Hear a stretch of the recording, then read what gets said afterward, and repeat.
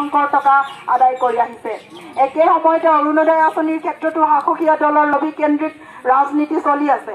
দুবেলা দুমুঠি যোগাৰ কৰিব নোৱাৰা ব্যক্তিৰ পৰাও ঘৰৰ নামত লেট্ৰিনৰ নামত অবৈধভাৱে টকা সংগ্ৰহ কৰি আছে আৰু অৰুণোদয় আঁচনিৰ ক্ষেত্ৰতো পক্ষপাতিত্বৰ ৰাজনীতিও চলি আছে।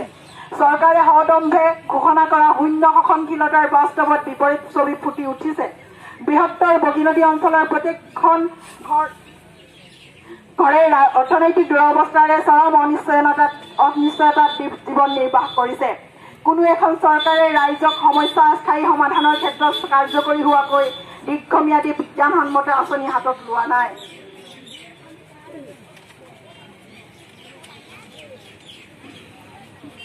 এনে পৰিস্থিতিত SUC কমিউনিষ্ট দলৰ বগীনদী আঞ্চলিক কমিটিৰ পক্ষৰ পৰা নিম্নলিখিত দাবীসমূহ অতি শীঘ্ৰে পূৰণৰ বাবে বিভাগীয় কৰ্তৃপক্ষ আৰু চৰকাৰৰ ওচৰত এই স্মাৰকপত্ৰৰ যোগেদি দাবী জনাওঁ।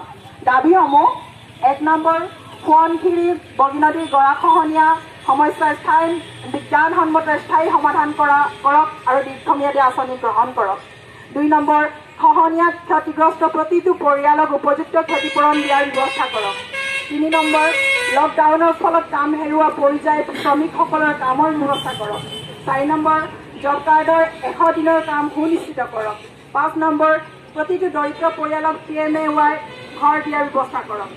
৬ নম্বৰ, সকলো দৰিদ্ৰ পৰিয়ালক অনাময় আঁচনিৰ শৌচাগাৰ প্ৰদান কৰক। ৭ নম্বৰ, অৰুণোদয় আঁচনিৰ সুবিধাৰ পৰা প্ৰকৃত হিতাধিকাৰীসকলক বঞ্চিত কৰা নচলিব। সংগ্ৰামী অভিনন্দন সহ লিডি দলীয় সম্পাদক বগীনদী আঞ্চলিক কমিটি SUC কমিউনিষ্ট। ১০০ জনৰ কাম ২ ঘণ্টাত কৰি দিয়ে। ভাবে যে ৫,০০০ টকাৰ টাই যদি মই ১,০০০ পাওঁ সেইটো মোৰ লাভ, সেইটো ভাবি লয়। সেইকাৰণে জমা দিয়ে।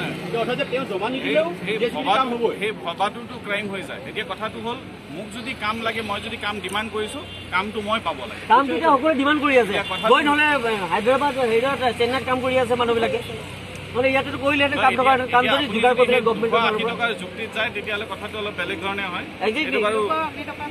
ভাৱে আলোচনা কৰা কথা, এইটো মানে এনেকে চলিউশ্যন নহয়। কিন্তু কথাটো হ'ল, নিজৰ যিটো অধিকাৰ, সেইটো অধিকাৰ নজনাকে আমি বেলেগক দুখ দিব নোৱাৰো। অধিকাৰ আছে, কিন্তু কামেই নাই যে কাম দিব পৰা নাই গভৰ্ণমেণ্টে। নহয়, কাম আপুনি এইটো জানে নাই, কাম ডিমাণ্ড কৰাৰ পিছত কাম নিদিলেও MGNৰেগাত ক্ষতিপূৰণটো আছে। কামটো চবে ডিমাণ্ড কৰি আছে, আজিও আমি ডিমাণ্ড কৰিছো। নহয়, এনেকে নহয়। আপোনালোকে লিখিত পঞ্চায়ত অফিচত বা ব্লক অফিচত জমা দিব লাগিব যে so people have demanded বা অমুকে ডিমাণ্ড কৰিছে কামটো। আমি পলাইটলি আমি জানো যে সকলোকে আমি অৱগত কৰোঁ, আমিও জানো আৰু সকলো কৰ্তৃপক্ষই জানে যে মানুহবিলাক কাম নোপোৱাত আছে। আপোনালোকে সেইটো কৰক, কিন্তু কামৰ যোগানটো প্ৰধান দায়িত্ব যিসকল গাৰ্জেনসকলৰ যিসকল দায়িত্ব, আমি ভাবোঁ যে গভৰ্ণমেণ্ট বা মানে এইবিলাক বিভাগীয় কৰ্তৃপক্ষ গাৰ্জেনে যে, কিন্তু তেওঁ এইসকলে যদি কামৰ যোগাৰো নকৰে, তেনেহ'লে এজন একেবাৰে নিৰক্ষৰ মানুহ, গাঁৱৰ একেবাৰে হোজা মানুহ অফিচৰ গেটখন দেখি ভয় কৰে। এইবিলাক কেনেকৈ আগবাঢ়ি আহিব? সেইজনে কোনোবা এজনেতো লিড কৰিব লাগিব। সেইটো কাৰণে GRS কৰিব, গাঁৱৰ ৰোজগাৰ সহায়ক, সেইটো কাৰণে আছে। কিন্তু যেতিয়া জব কাৰ্ড ইছ্যু হ'ল তেতিয়াৰ পৰা